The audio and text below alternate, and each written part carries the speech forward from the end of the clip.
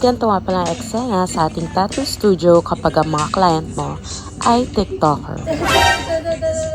At dahil tattoo TikToker din tayo, for today's video gagawa tayo ng characters.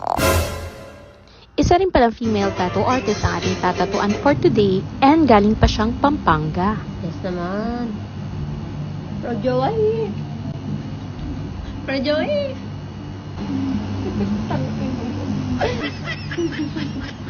Okay ka sa akin. Projoy! Medyo komplikado nga lang yung design niya dahil napakaliit ng detalye and bawal magkamali dahil kitang-kita yung part na pinaglagyan. Sige ate, baon mo.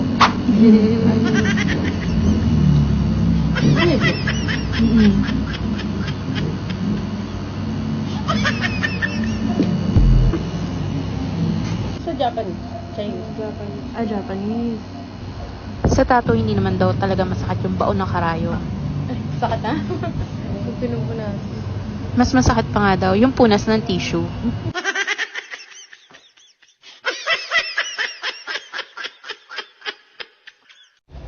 At ito na nga yung naging resulta ng pagtitiis niya sa sakit.